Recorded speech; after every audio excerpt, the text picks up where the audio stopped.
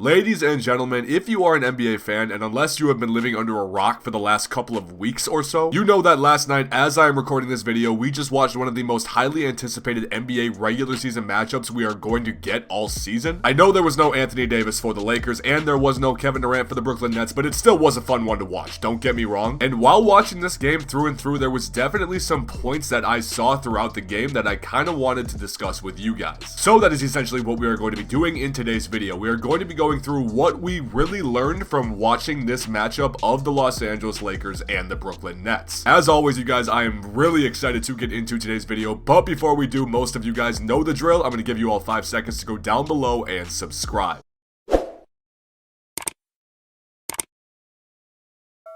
I've said it before and I'll say it plenty of times again. If you have not subscribed to the channel yet, I truly do not know what you're doing, as we are coming out with brand new NBA videos every single week, covering trending NBA topics, countdown videos, what if scenarios, you guys, the list goes on and on. So do yourself the favor right now, hit that subscribe button so you never miss another video of ours here on the channel. Also, while you're down there, you guys, if you can, don't forget to slap a like on the video as well if you are going to enjoy it. As always, you guys, I appreciate your support more than anything in the world. Thank you so much. But without further ado, let's finally get into this video. Now, once again, I just want to note before we actually get into this discussion or debate, whatever you want to call it, about the game we just watched this last night as I'm recording this, that most of these points that I'm going to be talking about are going to concern the Brooklyn Nets. Mainly because of the Lakers missing, yes, Anthony Davis from their starting lineup, as well as Dennis Schroeder, their starting point guard. And we already definitely know what the Lakers are capable of. We've been watching this team play together for relatively the entire season so far. And I do know the Nets were missing Kevin Durant for this game as well, but I still feel like there was a lot more to take away from the Brooklyn Nets than there is the Lakers in this game. But the first point from an overall perspective of what I learned from watching this game and being on social media during it is that we need to chill as an NBA fan base. And I believe most of you know what I am getting at when I am saying this, because if most of you use Twitter and you're in the NBA Twitter world, this game borderline started a social media civil war, and there were some people taking this like it was the NBA Finals, and that is not a joke in any way, shape, or form. Because number one, it is the regular season. We need to learn that this means relatively nothing when it comes to playoffs. And I feel like a lot of people know this and understand this, but they still like to troll people on social media, but that's for another discussion. And another fact of this is that, yes, even though I've already mentioned this numerous times in the video, that neither one of these teams were at full strength tonight. It was still a great game, don't get me wrong. I'm not trying to downplay it in any way, but that is definitely just a point to keep reiterating when we are having this discussion. But still, now that I've got that out of the way, because I kind of just wanted to mention it, but now let's get into, if you had already not somehow known before, what we learned from watching the Brooklyn Nets tonight in this game. Now, obviously, the spotlight so far this season has and will continue to be on strictly the Brooklyn Big Three when they are covering Nets games and Nets media. But I just want to get this straight, if it wasn't already known, that Joe Harris is one solid 4 player they have in that Brooklyn Nets starting rotation. And like I said, as most of us know, Joe Harris has been a sharpshooter for the past couple years of his career. He ended up winning the 3-point contest in the 2019 All-Star Games. And so far throughout the course of his entire career, he has always been a very consistent 3-point shooter. And this offseason, when the Brooklyn Nets offered and he accepted a 4-year, $75 million